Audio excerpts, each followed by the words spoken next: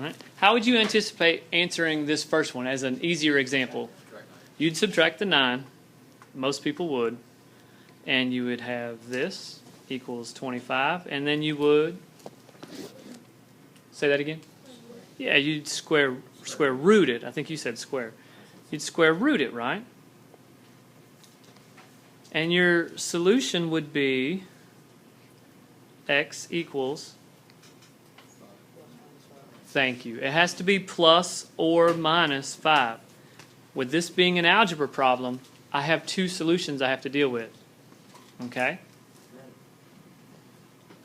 So there are 2 solutions to this. Now that's super easy. Man, that was nice. If I look at this quadratic right here, that's nice. Ax squared. I actually don't have a b term, do I? Okay? But these do. So how do I deal with it? Well, let's look at this guy. How much different is this guy really than this one? It's x squared plus 9. Looks a little different. Oh, be careful there. Here, gotta be careful with that. This is not x squared plus 9. Let me take a minute. Instead of saying x plus 3, I'm going to simplify this, and I'm just going to change it to a box. So my problem really says box squared equals 100. How do you find out what's in the box? If box squared equaled 25, what did you do? Over here. You took the square root. So if box squared equals 100, what am I going to do? I'm going to take the square root. So that's exactly what I'm going to do. I'm going to take the square root of both sides. And what happens to the square and the square root?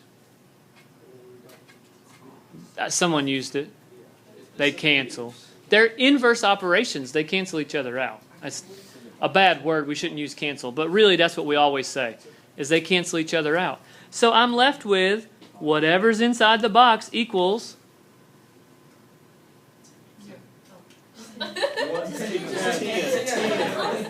It's not 10. It's not 10. Thank you. Plus or minus 10. Plus or minus 10. All right? But remember, so does that make sense? Well, before we go further, make it easier. All right? Yeah, I know it's all that stuff, x plus 3, but really it's whatever's being squared. My concern was this square. Had nothing to do with the x plus 3. My concern was I got to get rid of this square. So to get rid of the square, I took a square root. Got rid of it. But the reality is it's not really an empty box, is it? What really goes inside that box? Okay, there really was an x plus 3 right here, which means there's really an x plus 3 right here, which really means instead of box equals plus or minus 10, what equals that? X plus 3 really equals plus or minus 10, doesn't it? Okay, get x by itself. Subtract 3. So most of you would agree. I don't know what color. I would minus 3 right here. Those would go away, and I'd be left with x equals negative 3 plus or minus 10, which really means I have 2 answers. 7 and negative 13. Negative 3 plus 10 is 7, and negative 3 minus 10 is negative 13. Which, check your work up in the original. Plug in the 7 up here. What's 7 plus 3? 10. 10 squared? Does it work? Yes. Plug in negative 13 right here. Negative 13 plus 3? Negative 10. Negative 10 squared is 100. So it does work, doesn't it? Okay.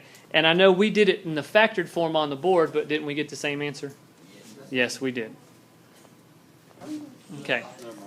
How is this problem similar to these? Subtract 10 first so you can square root. Okay. If we get rid of the 10 first, it'll be 7. then I'm ready to go. So I'll get rid of the 10. And now I know that x minus 5 all squared has to equal 49. Some of you are salivating. You recognize that 49? Okay. But now is this similar to this situation? I have something squared. It doesn't matter what's inside the parentheses. Something is being squared. How do you get rid of a square? Square root. So I square root both sides.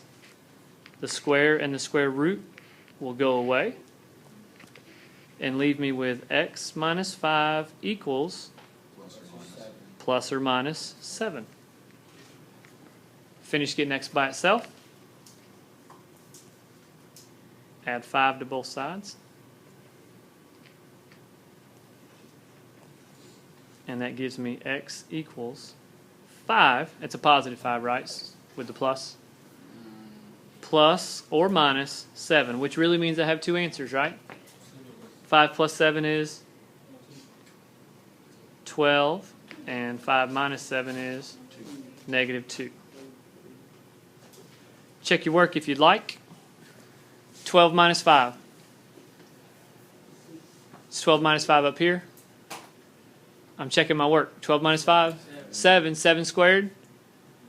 49 plus 10? Does it work? All right, check the other one. Negative 2. What's negative 2 minus 5? Negative 7. Negative 7 squared? Positive 49 plus 10? 59. It works. Questions?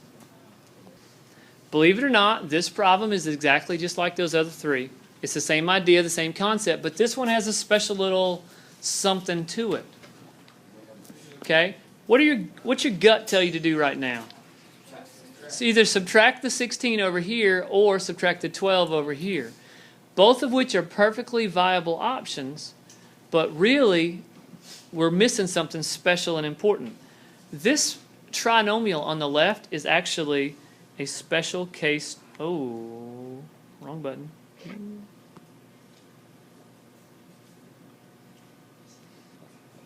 This trinomial over here is actually a special case. Don't know if you recognize it. You can factor this trinomial. X plus 4 I heard. X plus 4. Remember what kind of trinomial that is? If you get the same exact thing? Double root. Okay, ends up giving you a double root, so that's good. I'm glad you remember that. But it's called a perfect square trinomial. This is a perfect square trinomial. Don't know if I can write that down. Perfect square trinomial. Okay? We like perfect square trinomials because once we did a whole bunch of them, man, were they super fast to factor. What is x plus 4 times x plus 4? What's a better way of writing that? X plus 4 squared equals 12, and wait a second. Isn't this like the last three problems? Yes. Would you look at that? Amazing. All right. If we see a perfect square trinomial, we can change it into its factored form. And once it's in its factored form, how can I get rid of that square? Square root it. Oh, wait, that's not a perfect square. The 12's not, no. Okay, hey, you're right. Don't get too whiny about things, people. It's only Monday. I was thinking 3. Look, perfect square. You're right, the 12's not a perfect square. The last one was 49. That was nice. And 25 was nice, right? 100 was nice. So what? It's not perfect. All right? It's not perfect. But on the left-hand side, it is perfect on the left. And that's the part that was trouble anyways. This leaves me with x. Ooh, wrong color. This leaves me with x plus 4 over here equals plus or minus square root 12. Or, if you want to, you can go ahead and put that in your calculator and change it to a decimal. It's not perfect. You're right. I really wish we'd already studied radicals and then we'd fix this thing. Okay? But we didn't, and we don't have time for it right now, so we'll have to do radicals later. So right now, just leave it plus or minus 12, or change it to a decimal. Yes, thank you, sorry, square root 12. Hundredths. If we're going to do decimals, let's go hundredths, 2 decimal places, okay? Back over to the original problem. Is x by itself? I need to get minus 4 from both sides. And that leaves me with, not hard, guys, x equals negative 4 plus or minus whatever the square root of 12 is. And now, go to your calculator and round to the nearest hundredth. So give me -4 plus square root 12. 3.46 is what I heard. No, that's the square root. Oh, well then that is not what I need. So that's just the square root of 12? Yeah. All right. So square root 12 is 3.46. So give me -4 plus that.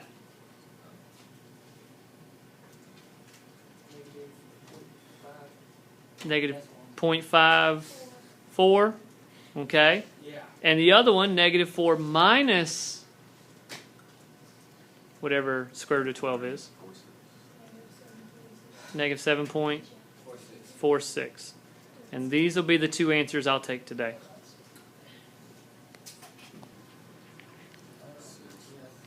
All right, I hope you do.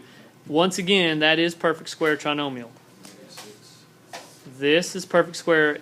Can I skip this part and just go right to the factored form? What would it be? X minus 6 to the second power. Right? That's how those perfect square trinomials factor. I know sometime during Math 1 you got an entire worksheet of these, probably 50 of them. And as soon as you recognized how easy they were, bang, bang, bang, bang, bang, you factored them, you were done, you went home. I mean, that was it. Okay? The question is just recognizing the perfect square trinomial. All right? Well, here's my square. How do you get rid of it? Square root it. So I square root both sides. Leaves me with x minus 6 equals.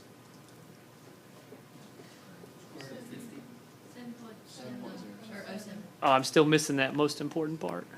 Plus or minus.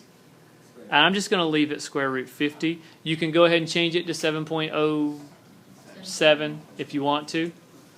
But I like doing that last. Not in the middle of a problem, but at the end. So what I'm going to do is I'm just going to leave it like this until I get to the very end. Get the x by itself. Add the 6. Those go away.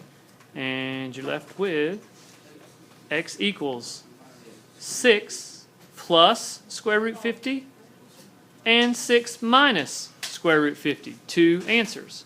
Now I go to my calculator. Now I do the rounding with the 7.07. And now I find two approximate answers. X equals what two things? 13.07 I heard. And 1.07? Is it positive or negative? Negative? Okay. I'm going to have to trust you guys. It's going on my notes online. Y'all better be giving me the right stuff. Last problem here, guys. It does look just a tiny bit different. What is the number one reason you don't like this last problem? 6.25, right? Okay. What do you like better, decimals or fractions? Most of you like decimals better. But guess what? Fractions are better here. Okay? Fractions are better most of the time anyways, because fractions are normally, you can use much more exact. Let's change this to a fraction. 6 1/4 is what I heard, but that's not a fraction. 25 halves. Okay? No, not halves. That ain't gonna work. Well, which one is it? 25 fourths, right? 25 over 4 is what that really is. Now, I haven't gone anywhere with it yet, but 25 and 4, I like those numbers. Those are pretty numbers,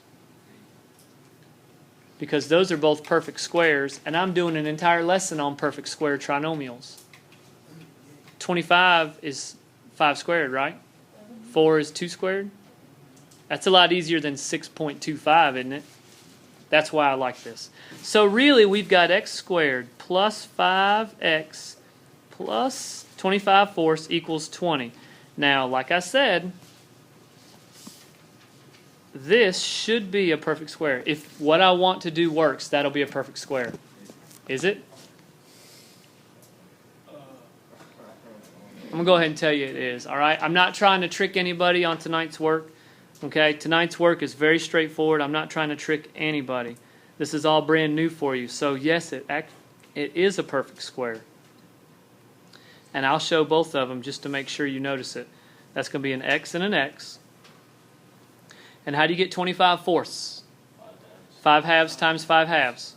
So that's 5 halves and 5 halves here. Everything's positive. So just real quick, in my head, double check your work. X times x, does that give you x squared? Okay, so far so good.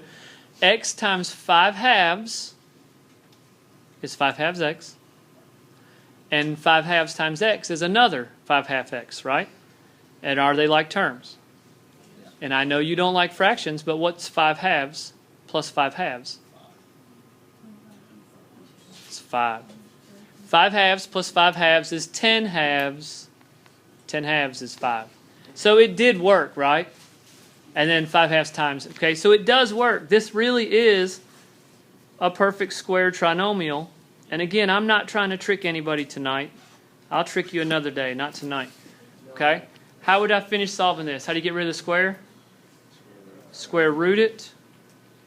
The square and the square root will cancel away, and I'm left with x plus 5 halves equals plus or minus square root 20. No need to even deal with that yet. Just leave this guy alone. Don't worry about him until later. How do you finish getting x by himself? Subtract the 5 halves. Yeah, I know it's ugly. I deal with that every morning in the mirror. It's not a problem.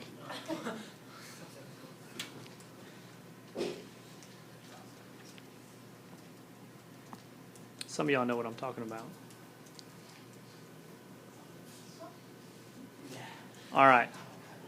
So our final answer is going to be negative 5 halves plus or minus the square root of 20. And now I just need to be careful. That does not look like a 20. I just need to be careful. I need to put negative 5 halves in my calculator plus square root 20.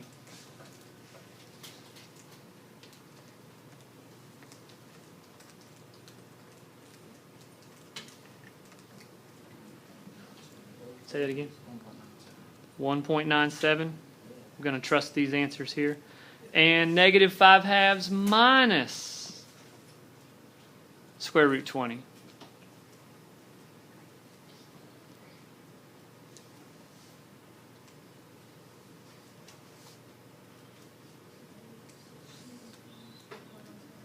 Negative 6.97. Y'all are very hesitant because of these decimals. All right? But I promise you, we can put these in a calculator, graph them, and check them. We'll do that in a minute.